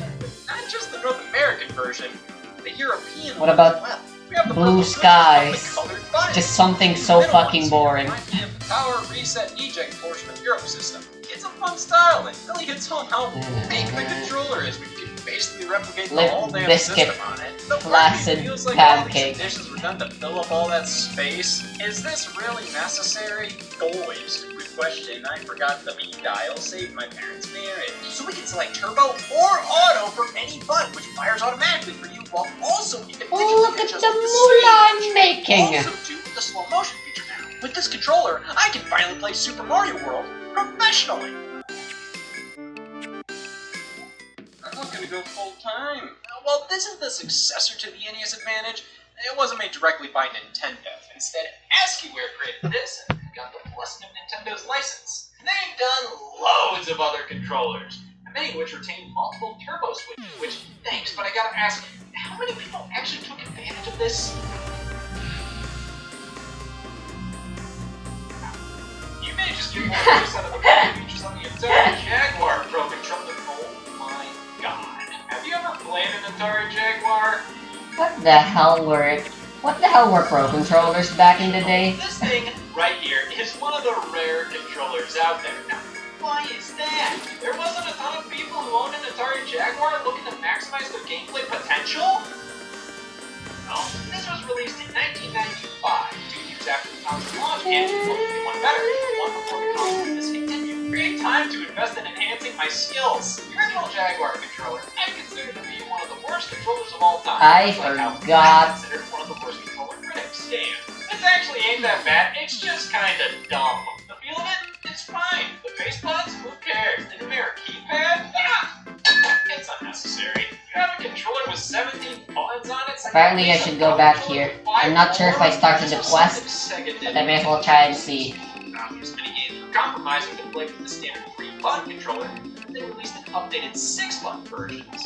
So Atari looked at this and went, oh, so that's our problem. The Jaguar Pro controller has been ergonomically arranged to embrace the new shape with additional buttons for more precise control. A new shape? Where was the press conference? And ergonomically planned?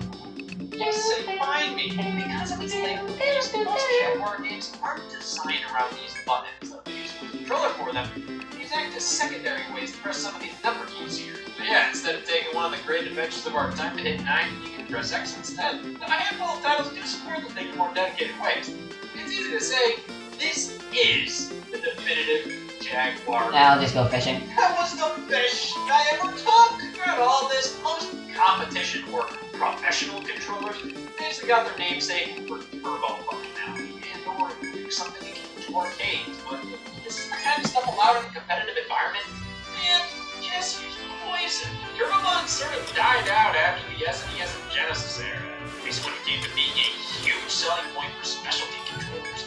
Really, because the only titles I feel that these made sense for were shoot 'em ups. By this point in gaming, there weren't nearly as many around, and when they were, they oftentimes had autofire baked into the game itself. For most other games, mashing the buttons quickly is a gameplay mechanic, like in a Mario Party minigame.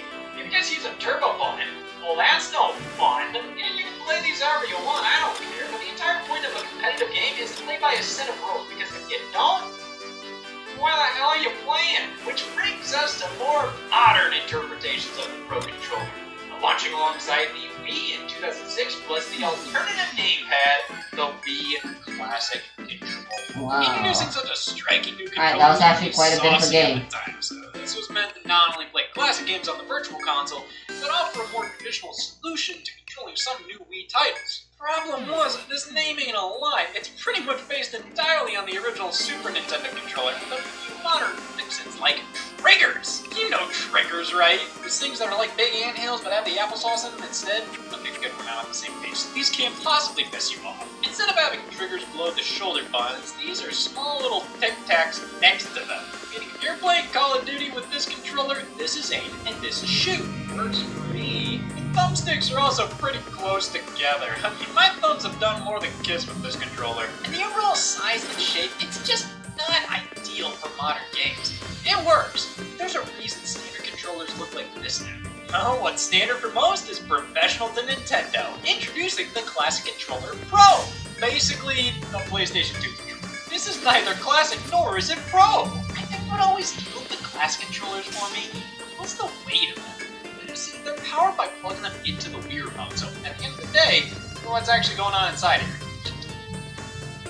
This isn't professional. This is the bare minimum for a standard controller. With that being said, I do think these are good for what they are. The Classic Controller is great for retro titles, while the Classic Controller Pro is far better for playing more traditional, modern ones. Everything is slightly adjusted to be better suited for games utilizing the analog sticks and triggers, and with the latter now resting below the shoulder buttons with an increased size, making them actually usable now. Though strangely, the original featured analog shoulder buttons, which were completely removed. Now, I thought these were never used, but lo and behold, popping any Need for Speed game for Wii in, you'll notice these take full advantage of the feature. Now, having Something I analog don't triggers like is that like the getting mod a does roof this. retired. I'm pretty You sure don't this need wasn't it. the case in the original. You can't go to the Games skill that benefit list the to most from see these are simulation all of your racers. skills, How only many the did usable Wii have? ones. I got bored while answering Which and is started fine, playing but Park instead. it's so inconvenient to look at your, if you want to know On what top of that, analog the triggers cost for a needed thingy is. here.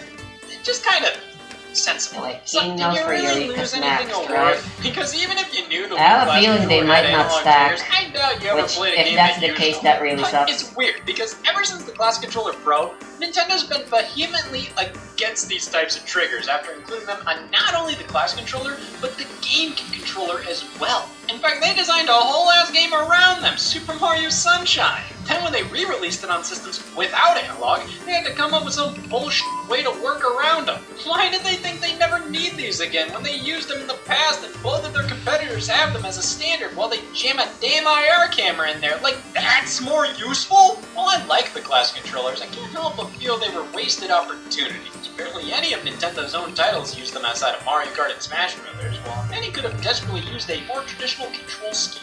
And with those analog triggers, it baffles me how you couldn't use this to play GameCube games through backwards compatibility. You can select the disc channel with the Classic controller to play GameCube games. You have all the buttons needed here. Most Wii titles that support one support the other. But no, you can't even use the GameCube controller to select the disc channel. I'm in hell!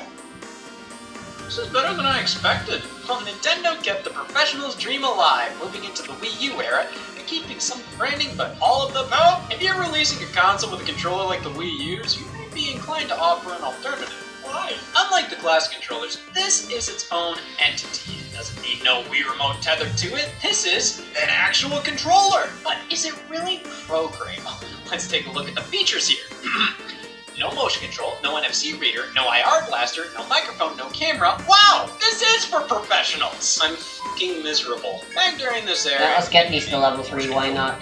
Pushed to damn near useful, many people have become increasingly agitated at these things, thinking that's not what gaming is, this is! I'm fucking miserable. It was easy to write anything off that used motion controls, though nowadays, I think we all know balance is the answer here. Motion controls can be unbelievably useful and improve the game tenfold. But we're talking good motion control. And what does that make Nice. this? Because of the stigma, I don't blame Nintendo for making the Wii U Pro controller so damn limited. Plus, it kept the cost down to a cool mortgage payment. But due to this thing being just a controller with no bells or whistles, and the Wii U itself being way too reliant on the gamepad, it made the Wii U Pro controller way less practically useful than it deserved to be. So many games, for no reason, just don't support it. Or if they do, you sometimes have to use the gamepad for certain sections, like with a few stages in Super Mario 3D World, and in some areas in Breath of the Wild. They require motion to complete puzzles. And on top of that, without the Oh yeah, precision Breath of game the with Wild gyro was waving, originally for the Wii U, using I keep bow and forgetting arrow that. in that game is significantly worse with I just played- the Pro control. I played Sometimes you have to boot a game My up Let's with the Play, gamepad my and swap mod over to the playthroughs Pro of that controller. game are from the most Wii U egregious example version. is Pokken Tournament. You need the gamepad to create a new save file. That's it. This kind of support I could tolerate with the Classic controllers because those were never advertised as anything more than kind of a novelty. The Wii U Pro controller, I think everybody who bought this was expected to actually use it. But then, we were all met with a knock at the door. I'm pissed! Well, most Wii U games you'd want to play are compatible with this.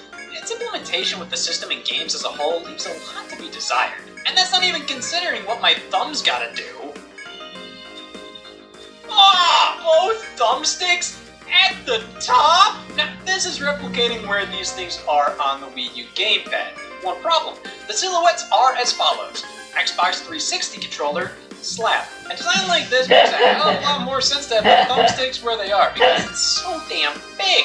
Makes it real easy to hop between stick and butt. Here, I mean, just because you can have this button placement doesn't mean you should. Just feels wrong to have the buttons down here, but thankfully, due to the battery life, it can feel wrong for roughly 80 hours. Haha, so that's what makes this a Pro controller. Having an open 80 hours. Well, hot damn, that's pretty professional.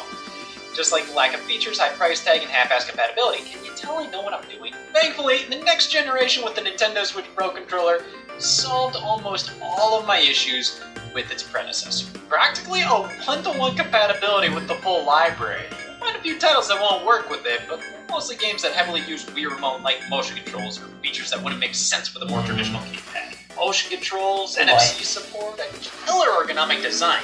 This has everything needed to make for a worthwhile investment, rather than something I was constantly trying to find worth in. It has 40 hours of battery life, but I have 80 hours of free time.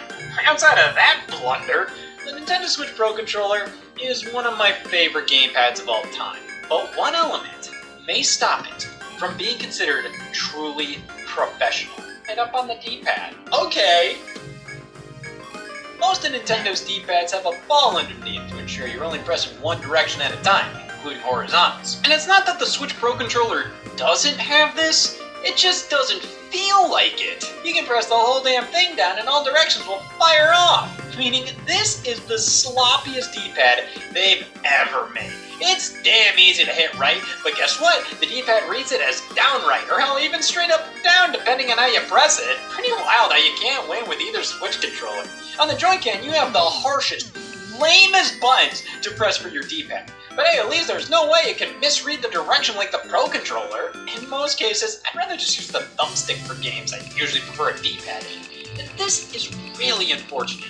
It's nowhere near a deal breaker, but definitely something that holds this thing back from perfection. That, and it doesn't last 41 hours. So that's what's been stinking up the place. It all comes down to the most professional controllers available for the most professional consoles. PlayStation and Xbox. These are already often considered the hardcore systems, so naturally we have some controllers catered towards those who need that extra layer of overcompensation. Oh man, get away from my penis now, fellas. At E3 of 2015, Microsoft introduced the Xbox Elite controller for Xbox One, considering it to be an elite controller for elite gamers. So then this must be the skunk-ass controller for the skunk-ass gamers. Elite's been the Xbox brand's go-to word for something that's ultimate or professional, like the Xbox 360 Elite, featuring the biggest hard drive and usually some packet games. My cock is a Titan. So naming a controller designed for hardcore players it just makes sense, especially when we take a look at the feature set. Complete customization, interchangeable magnetic thumbsticks, D-pads, optional back paddles, hair trigger locks, a price tag of $149.99, a Scott making poor financial decisions, a Scott without money, a Scott with an elite controller though. If this thing was meant for the people who cared about all these extra features enough to warrant blowing 150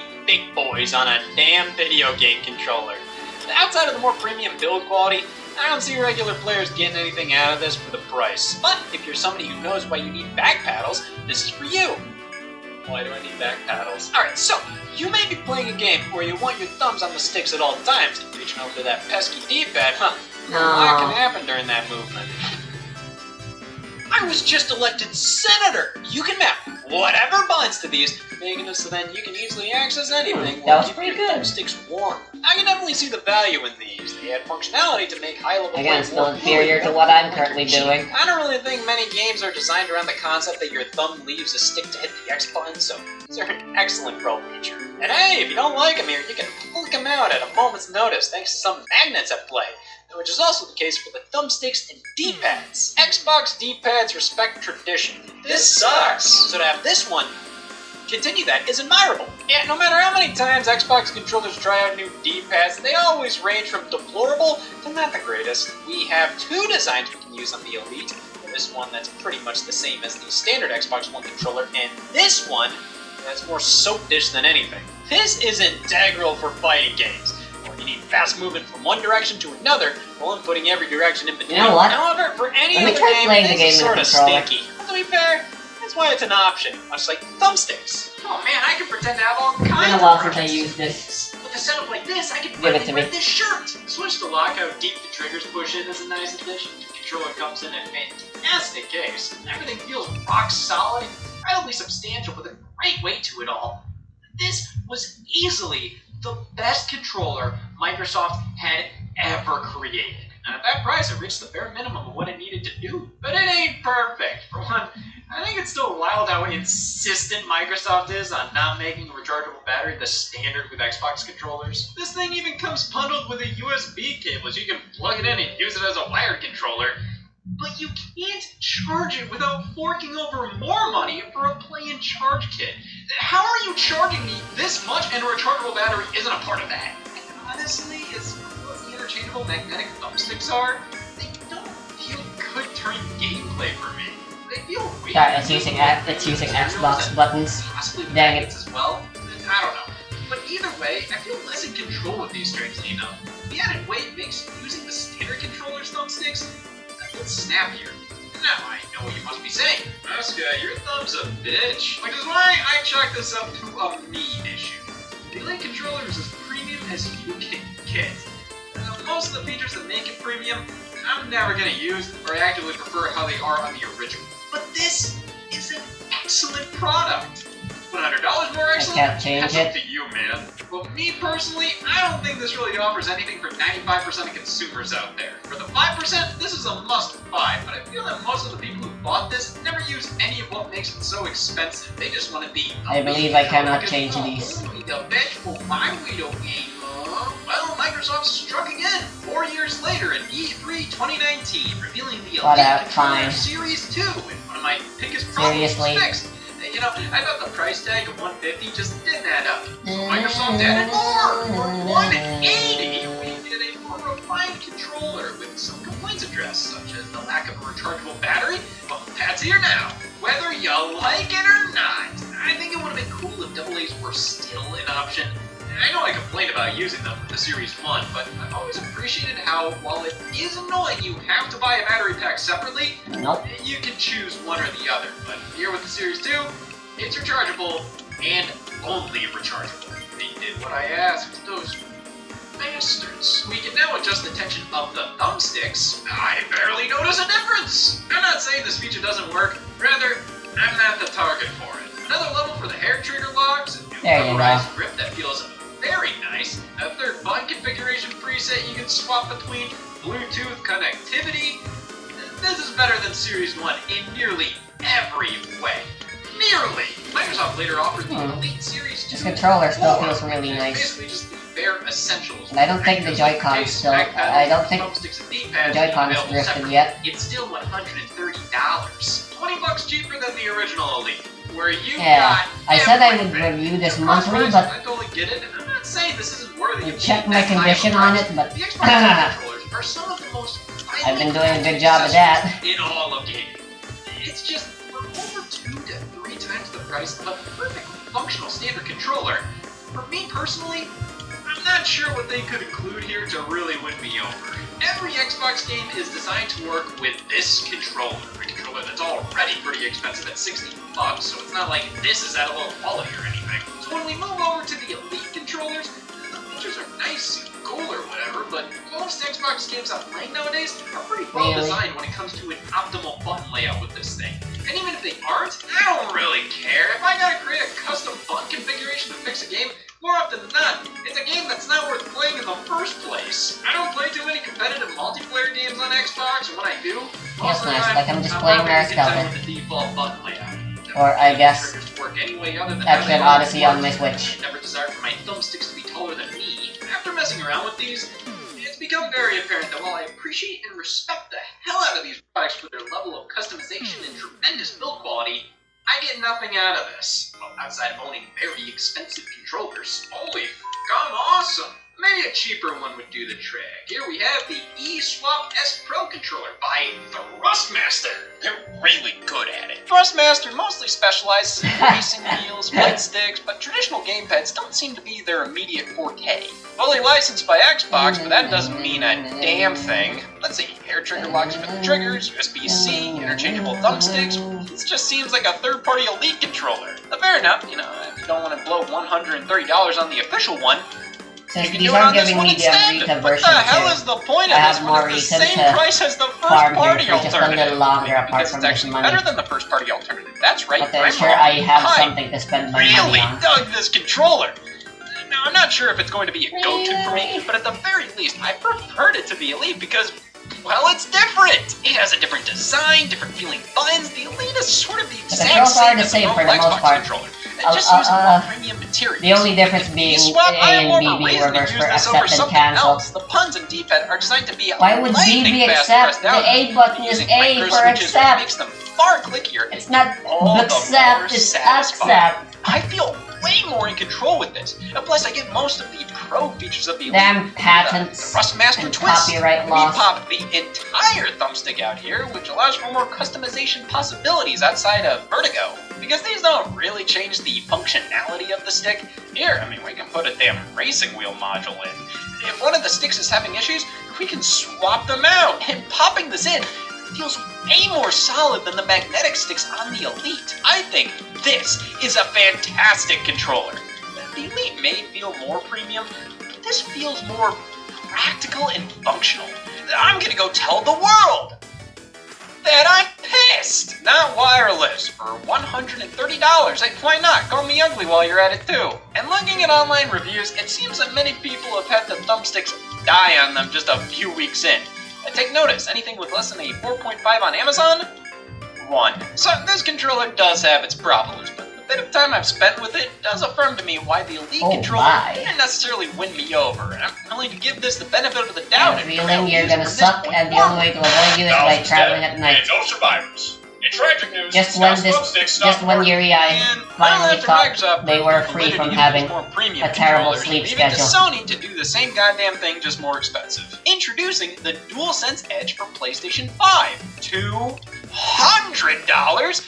Half the price of the damn console, and we have less features than the Elite! There's only 2 back buttons, and it has a significantly worse battery life than the normal DualSense, which already has lame-ass battery life! And I'm sorry, but I just can't feel a substantial difference between this and a regular DualSense.